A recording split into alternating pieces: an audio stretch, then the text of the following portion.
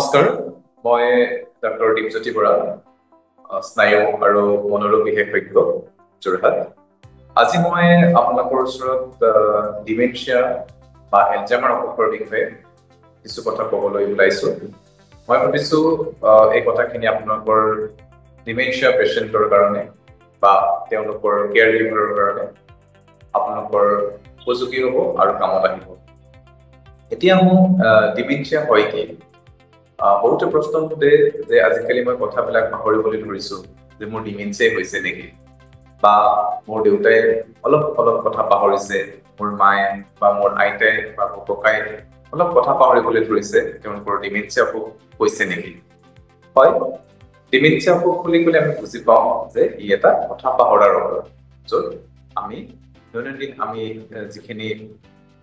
আমি যিখিনি কথা বা কাম কৰোঁ সেইখিনি আমি পাহৰি যাওঁ অকল কথা পাহৰাৰেই নহয় ডিমেনচিয়াৰ ৰোগত কি হয় তেওঁ কাম কাজৰ বিসংগতি হয় বা তেওঁৰ ব্যক্তিত্বৰ বিসংগতি হয় কথাটো আমি এনেকৈ বুজিব পাৰোঁ যে যিজন মানুহে নিজৰ দৈনন্দিন কাম কাজখিনি নিয়াৰিকৈ কৰি আছিল ঘৰৰ দায়িত্ব পালন কৰিছে লাহে লাহে দায়িত্ব পালন কৰিব নোৱাৰা হয় কামত বেমেজালি হয় তেওঁৰ সৰু সুৰা কামতে খেলি মেলি হয় লোক ৰাতিপুৱা উঠিলে ব্ৰাছ কৰিলে ক'ত ব্ৰাছ কৰিব লাগে ক'ত মুখখন ধুব লাগে গা ধুবলৈ ওলালে কাপোৰখিনি চফা কাপোৰ পিন্ধিম নে লেতেৰা কাপোৰ পিন্ধিম ক'ত মই লেট্ৰিন পেচাব কৰিম কেনেকৈ গা ধুম চাবোন থাকি যোৱা আৰু কাপোৰ গা ধোৱাৰ পিছত কাপোৰখিনি পিন্ধোতেও খেলি মেলি কৰা বুটাম মাৰিবলৈ অসুবিধা হোৱা অৰ্থাৎ আমি দিনত যিখিনি আমাৰ অতি আৱশ্যকীয় কাম য'ত বৰ বিশেষ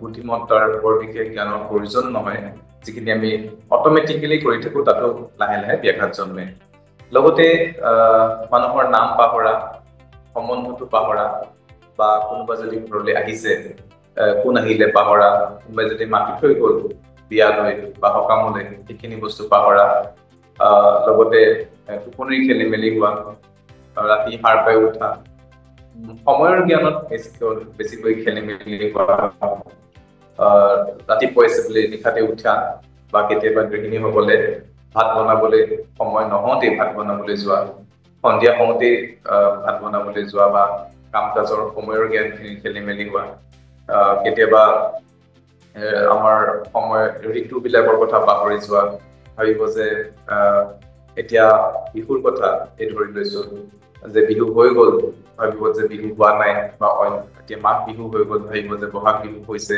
বা হৈ গ'ল বা কাৰোবাৰ বিয়া হ'ল নে নহ'ল কোন আগত কোন পিছত সেইখিনি সময়ৰ জ্ঞানৰ খেলি মেলি হয় লগতে স্থানৰো খেলি মেলি হয় স্থানৰ জ্ঞান ঘৰত থাকিলেও কয় যে ঘৰত নাই মোক ঘৰলৈ লৈ যা ভাবে যে এইখন ঘৰ মোৰ নহয় পুৰণা ঘৰখনৰ কথা কয় মহিলাসকল বা আইতাসকলে কয় যে নিজৰ মাকৰ ঘৰখনৰ কথা কয় আৰু কেতিয়াবা ঘৰলৈ যদি উঠি আহে দূৰণিৰ পৰা সেই আগৰ ঘৰখনৰ কথা কয় আগৰ ঘৰৰ মানুহবিলাকে জীয়াই থকা বুলি ভাবে নিজৰ মৰা মানুহৰ কথা কয় বুলি কয় বহুতে আকৌ এই ক্ষেত্ৰত মৃতকৰ সকাম কৰেগে যে মৰা মানুহৰ কথাখিনি কৈ আছে যে হয়তো সেই ধৰণৰ কিবা এটা দায়িত্ব ৰৈ গৈছে নেকি কিন্তু প্ৰকৃততে তেনেকুৱা নহয় এইটো এটা ডিমেনচিয়া অসুখৰে লক্ষণ আগৰ কথাখিনি এইকাৰণে কয় যে তেওঁ ৩০-৪০ বছৰ আগতে আগৰ পৃথিৱীখনতে জীয়াই থকা বুলি ভাবে আৰু ৰিচেণ্ট অৰ্থাৎ অলপ সময়ৰ আগৰ কথাখিনি পাহৰে খোৱা বোৱাৰ ক্ষেত্ৰত কেতিয়াবা কয় যে মোক দেখোন ভাত দিয়াই নাই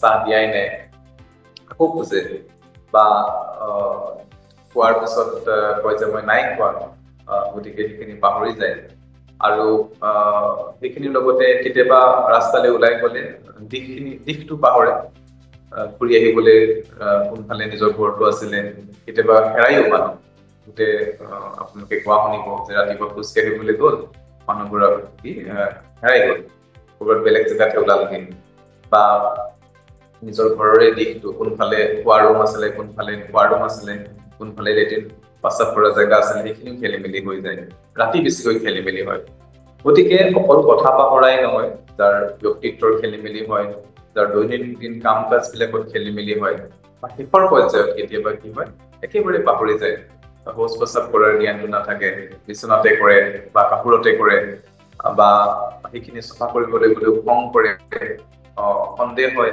যে মোৰ ঘৰৰ বস্তুবিলাক কোনোবাই লৈ গৈছে নেকি ৰাতি কোনোবা আহিছে নেকি, ওচৰত বহি আছে নেকি, কোনোবাই কিবা কৈ আছে নেকি। গতিকে যিমানে বেমাৰটো ডিমেনচিয়া অসুখটো আগবাঢ়ি গৈ থাকে সিমানে ব্যৱহাৰিক খেলি-মেলিবিলাক বেছি হৈ গৈ থাকে। বহুতে কয় যে বুঢ়া হলে ল'ৰাৰ নিচিনা ব্যৱহাৰ কৰে, অৰ্থাৎ সেইটোৱে যে আওখাবিলাক বেছি হয়, খং ৰাগবিলাক বেছি হয়। যদি তেওঁৰ ভুলটো শুধৰাই দিয়ে তেতিয়া খং উঠে। গতিকে ডিমেনচিয়া এনেকুৱা এটা অসুখ যে কেৱল মাত্ৰ পাহৰাই নহয়, ব্যক্তিত্বৰ খেলি-মেলি কৰে আৰু ঘৰৰ সকলোৱে এই অসুখৰ কাৰণে ভুক্তভোগী হ'ব লগা হয়, ক'ৰবাত নহয় কিবা এটা অসুবিধাত পৰিব লগা হয়। এতিয়া কথা হ'ল যে আমি কি ধৰণে সজাগ হ'ব পাৰোঁ। ডিমেনচিয়া অসুখৰ প্ৰথম সজাগতাৰ ক্ষেত্ৰত আমি এই অসুখৰ লক্ষণবিলাক চিনাক্তকৰণ কৰা দৰকাৰী। যে বয়সৰ কাৰণেহে যে পাহৰিছে সেইটো নহয়, বয়সত অলপ কথা পাহৰে, আমি সেইটো আমি গ্ৰহণ কৰি লওঁ, গ্ৰহণযোগ্য হয় বুলি ধৰো। যদি কথা পাহৰাৰ লগতে কাম কাজৰ বিসংগতি আৰম্ভ হয়, আমি ভাবিব লাগিব যে তেওঁৰ ডিমেনচিয়া বা স্মৃতি বিভ্ৰম অসুখৰ দ্বাৰা আক্ৰান্ত হৈছে। আৰু এই অসুখটো মানে কি হয়, দিনে দিনে বাঢ়িহে গৈ থাকে যদি আমি চিকিৎসা নকৰো। গতিকে ডাক্তৰৰ পৰামৰ্শ লোৱাটো অত্যন্ত দৰকাৰী। আৰু অকল পৰামৰ্শই নহয়, ৰেগুলাৰ চেকআপ কৰাটো দৰকাৰী। সদায় সময়ে সময়ে ডাক্তৰে যেনেকে দিয়ে সেইধৰণে ডক্তৰে দৰৱ খোৱাটো দৰকাৰী। আৰু বহুতে ভাবিছে এইবিলাক দৰৱ খালে বেয়া, বেছিহে ব্ৰেইনৰ গণ্ডগোল হ'ব, তেনেকুৱা নহয়। আমি ডিমেনচিয়া অসুখৰ কাৰণে দৰৱ দিওঁ আৰু এই বিপদৰ ডিমেনচিয়াবিলাকৰ কাৰণেও বেলেগ দৰৱ দিয়া হয়। লগতে পৰিষ্কাৰ পৰিচ্ছন্ন কৰি ৰখাটো, তেওঁৰ বিচনাখন ভালকে পৰিপাটিকে পাৰি থোৱাটো, খাদ্যবস্তু পৰিষ্কাৰ কৰি দিয়াটো, মজিয়া ভালকৈ চফা কৰি মুচি থোৱাটো বহুত দৰকাৰী। কাৰণ এই সকলোবোৰ ইনফেকশ্যন বা বীজাণু সংক্ৰমণ হোৱাৰ প্ৰৱণতা বেছি। লগতে তেওঁলোকৰ যিখিনি কাপোৰ কানি ব্যৱহাৰ কৰে বা ঘৰৰ বাচন বৰ্তন ব্যৱহাৰ কৰে তেওঁৰ কাৰণে, বা ঘৰৰ বিচনাৰ সাজ বেডশ্বীট হওক বা গাৰুৰ কভাৰ হওক, সেইবিলাকৰ মানে ৰংবিলাক, কালাৰটো সলনি কৰি থাকিব নালাগে।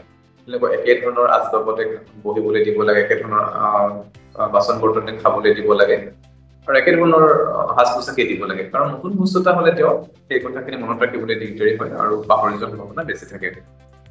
ধৰি লওক ঘৰৰ আচবাবৰ যিটো এৰেঞ্জমেণ্ট, বিচনাখনেই হওক বা টেবুলখনেই হওক, একেধৰণে থাকিব লাগে। আৰু ৰুমত এটা ৱাল ক্লক থাকিব লাগে, মানে তাৰ কাটা থকা ৱাল ক্লক যিটো হয় সেইটো থাকিব লাগে। ৰুমটোত পোহৰ পৰিব লাগে, এখন খিৰিকী থাকিব লাগে, ৰ'দৰ পোহৰ আহিব লাগে। আৰু আবেলি বা ৰাতিপুৱা চোতালত বহিবলৈ দিব লাগে, অকলে ৰুমটোৰ ভিতৰত সোমাই থব নালাগে। লগতে তেওঁ সময়ৰ জ্ঞানখিনি দি থাকিব লাগে। ধৰি লৈছো ৰাতিপুৱা একাপ চাহ দিলে ক'ব লাগে, দেউতা বা আইতা মই ৰাতিপুৱাৰ চাহ কাপ দিছো। দুপৰীয়া ভাত দিলে সোঁৱৰাই দিব লাগে যে মই দুপৰীয়াৰ ভাত সাঁজ দিছো। ৰাতি হলে ক'ব লাগে যে মই ৰাতিৰ ভাত সাঁজ দিছো। কিবা এটা উৎসৱ পাৰ্বণ হলেও ক'ব লাগে যে এয়া আমাৰ বিহু হ'বলৈ ধৰিছে, পূজা হ'বলৈ ধৰিছে। অৰ্থাৎ তেওঁ সময়ৰ লগত, পৰিৱেশৰ লগত তেওঁ সোঁৱৰাই থাকিব লাগে খাপ খাবৰ জোখাৰে। যে ধৰি লওক বছৰটোৰ কথাই ক'লে, এতিয়া নতুন বছৰ 2025 বা 2026 আহিছে, 2027 আহিছে, বা এয়া জানুৱাৰী মাহ। গতিকে মাহ, বছৰ, সময়, ঋতু সকলোৰে লগত তেওঁ সোঁৱৰাই ৰাখিব লাগে। কাৰণ আমাৰ কাৰণে এইটো বৰ সাধাৰণ কথা, আমি গম পাওঁ যেতিয়া কি চলি আছে আমাৰ চাৰিওকাষে। কিন্তু ডিমেনচিয়া অসুখৰ ৰোগীসকলৰ কি হয়, তেওঁলোকে সেই কথাখিনি, সেই সাধাৰণ কথাখিনিও পাহৰি যায়। গতিকে আমি ডিমেনচিয়াৰ অসুখৰ বিষয়ে কিছু কথা জানিলো, আমি সজাগ হলো। আমি এই ঘৰলৈ লৈ যোৱা বাৰ্তা এইটোৱেই যে ডিমেনচিয়া এটা ৰিকভাৰেবল, এটা মেনেজেবল অসুখ হয়। আৰু আমি যদি আগতীয়াকে যদি আমি চিকিৎসা প্ৰদান কৰো, আমি ৰোগীক চিভিয়াৰ ষ্টেট এটালৈ যোৱাত আমি বাধা দিব পাৰো, আৰু তেওঁক এটা ফলপ্ৰসূ সুস্থিৰ জীৱন যাপন কৰিবলৈ আমি তেওঁক সহায় কৰিব পাৰো। ধন্যবাদ।